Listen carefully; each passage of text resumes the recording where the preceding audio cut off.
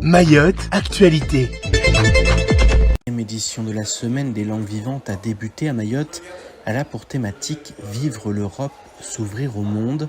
À l'école élémentaire de Ngombani, l'événement est mis en valeur par le corps enseignant. C'est un projet qui a débuté depuis l'année dernière. Au départ, il y a eu une formation d'abord au niveau des enseignants pour sensibiliser les enseignants à l'anglais, les motiver à la pratique, donner des pistes de travail. Et après, cette année, on a commencé à mettre les choses en place et le projet va continuer jusqu'à l'année prochaine. Le projet se nomme Nous voyageons en anglais. On a des albums, on attend des albums là qui vont arriver incessamment sous peu pour que les classes puissent travailler avec ces albums-là. Donc voilà, les choses se mettent en place petit à petit et nous terminerons ce projet l'année prochaine. Au-delà des activités ludiques, l'apprentissage de l'anglais dès le premier degré permet de ne pas prendre du retard à l'heure des cours d'anglais. C'est très important parce que moi, quand j'étais à l'école primaire, en fait, j'ai jamais appris l'anglais. Du coup, on a eu beaucoup de difficultés quand on était au collège. Donc aujourd'hui, les enfants, ils ont la chance d'apprendre l'anglais depuis même l'école maternelle. Depuis l'école maternelle, donc ça les aide beaucoup et ils aiment beaucoup surtout. Ils aiment beaucoup dès qu'on va faire de l'anglais. Les enfants, ils sont très contents et surtout très motivés pour l'apprentissage. Un engouement qui s'est traduit par la création d'une chanson en anglais. Et ce matin, devant le recteur de Mayotte, les élèves de Ngombani avaient à cœur de faire honneur à la langue de Shakespeare.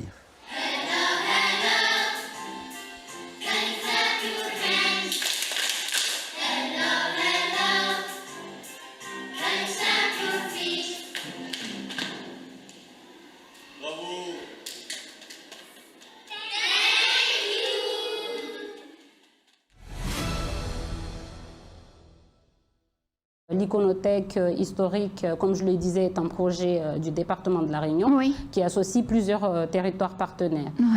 Donc, comme je le disais, nous, Mayotte, le département de Mayotte via les archives départementales, le département de La Réunion, évidemment, qui est porteur du projet, les Comores, via le Centre national de recherche scientifique, le CNDRS, l'île Maurice, qui a 2 musées privés qui sont partenaires, le Mozambique, à travers l'ARPAC et les archives nationales, et les Seychelles, via les archives nationales et la Bibliothèque nationale de Madagascar.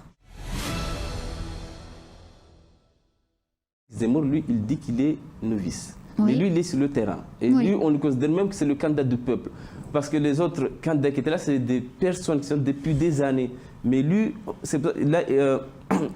avant même qu'il soit candidat, tous les autres partis disaient que lui, il n'aurait même pas 1%. Et ça, maintenant, on se rend compte que c'est faux. Lui, il va avoir plus que 1%. Même là, il est bien placé. Il a même réussi à dépasser dans les sondages certains candidats qui font de la politique depuis des années. Donc Zemmour, qu'est-ce qu'il a dit? Lui, il a dit qu'il aime les musulmans. Il aime les musulmans, même à Trocadéro, il avait dit. Il a dit, si on vient en France, on respecte la loi, c'est ça ce qu'il a dit, on respecte la loi, vous êtes mes frères. D'ailleurs, Zemmour, lui, connaît bien la religion musulmane. Lui-même, d'ailleurs, il avoue qu'il connaît bien le Coran. Même à Trocadéro, si tu avais suivi, il a même lancé un appel que celui qui veut venir sur le plateau débattre avec moi sur le Coran, je suis partant, qu'il vient. Et là, il a posé tous les principes. Il a dit, voilà, si vous venez à métropole, en France, là, vous respectez tout le monde, vous respectez la loi, vous respectez la tradition, vous respectez tout, vous êtes mes frères. Ça, c'est une grande chose. Donc là, même les noms, il n'y a pas de souci avec Zemmour sur le nom des personnes. Le ramadan a débuté et la vie au sein du département va se mettre au rythme du mois sacré. Comme chaque année, les autorités sanitaires rappellent les bons gestes à adopter.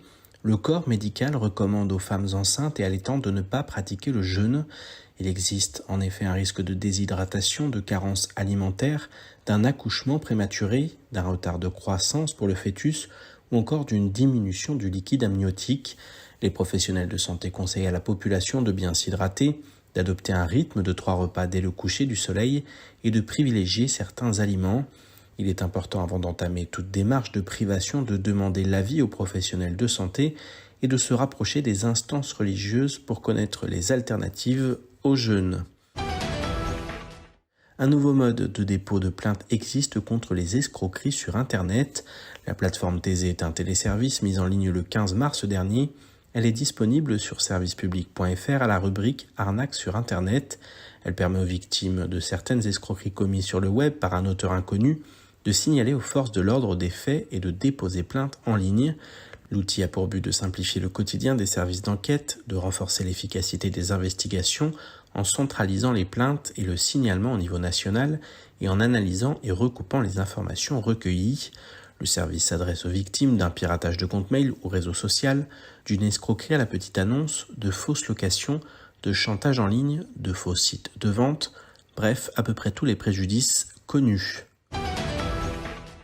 J-6 avant le premier tour des élections présidentielles. À Mayotte, les 2 scrutins tombent en plein mois de Ramadan et dans un contexte épidémique favorable. Mercredi, à l'issue du Conseil des ministres, le gouvernement a annoncé que les personnes malades du Covid pourront voter. Il a également précisé que le port du masque et les règles de distanciation physique ne sont pas obligatoires dans les bureaux de vote du pays. Il sera donc possible d'aller voter en étant positif au Covid-19. Il est juste fortement recommandé aux personnes à risque, symptomatiques, cas contact ou positives au Covid-19 de porter un masque. À noter également qu'aucun pass ne sera demandé et que le nombre d'électeurs par bureau de vote n'est pas limité. En clair, tout est fait pour inciter la population à aller se rendre aux urnes, quoi qu'il en coûte. Le lycée des Lumières accueillait ce matin un atelier de cartographie expérimentale, un projet né à l'initiative d'une enseignante en histoire-géographie. C'est un projet que j'ai monté depuis l'année dernière avec l'idée de faire venir 2 géographes et cartographes à Mayotte, donc ils sont arrivés la semaine dernière. Donc il s'agit de Florence Troin qui est cartographe et géographe à l'université de Tours et de Philippe Rekasevitz qui est intervenant à l'université d'Oslo, donc en Norvège. Et donc ils ont fait le trajet jusqu'à Mayotte pour faire des ateliers, pour animer des ateliers avec les élèves. Donc en fait ils circuitent tout autour de l'île, en collège, en lycée. Ils ont également fait une intervention auprès des BTS au LPO de Kaweni pour faire travailler aux élèves et aux étudiants la cartographie un petit peu différemment. En fait, l'objectif, c'est pas de faire de la cartographie traditionnelle, mais c'est de faire de la cartographie sensible, donc c'est-à-dire de la cartographie où les élèves, les étudiants disent quelque chose d'eux dans ces cartes, soit leur parcours de vie, soit leurs sentiments, soit leurs ressentis. Ces ateliers de cartographie expérimentale sont réalisés avec les élèves des collèges et lycées de Mayotte de la 6e au BTS. Les intervenants vont circuler durant leur séjour de 2 semaines entre les différents établissements de l'île. Objectif, inciter les élèves à se raconter. Puisque nous estimons que les cartes qui montrent malheureusement la guerre en Ukraine ou la production de gaz en Russie, elles existent, mais que les cartes qui vont représenter les élèves, il n'y a qu'eux qui sont capables de les faire. Donc ça fait partie de ce que l'on appelle la cartographie sensible, une cartographie dans laquelle on va pouvoir se projeter soi-même, c'est-à-dire mettre son personnage sur une carte.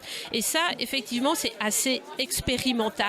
C'est assez novateur aussi et c'est la raison pour laquelle nous avons eu envie de venir avec M. Rekasevitch faire ces expérimentations à Mayotte puisque nous avons l'habitude de les faire en métropole ou même dans d'autres pays européens principalement et là de voir ce que ça pouvait donner avec des enfants qui ont des parcours évidemment un petit peu singuliers.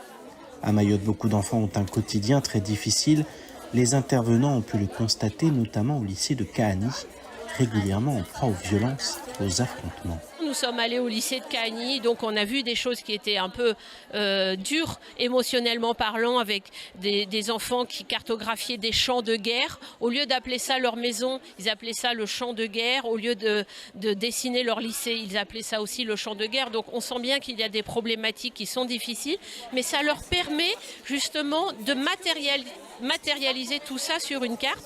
Et comme vous le disiez, c'est pas du tout évident. Comment on fait pour représenter une émotion? Quelle couleur on va utiliser? Est-ce qu'on va faire des traits gras? Est-ce qu'on va prendre du tissu pour cacher des choses? Est-ce qu'on va faire des pliages? Donc en fait, c'est tout ce travail réflexif qu'on leur demande pour qu'ils se rendent compte qu'effectivement, on va pouvoir faire des cartes très originales dans lesquelles il y a des sentiments qui vont passer et donc des trajectoires de vie, des choses qu'on n'a pas l'habitude de voir d'habitude sur des cartes. S'exprimer autrement et livrer sa propre perception du monde, voilà à quoi servent ces ateliers expérimentaux qui pourraient être reproduits à l'avenir.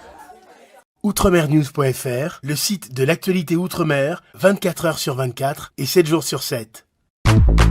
Retrouvez la chaîne Outremer News sur YouTube.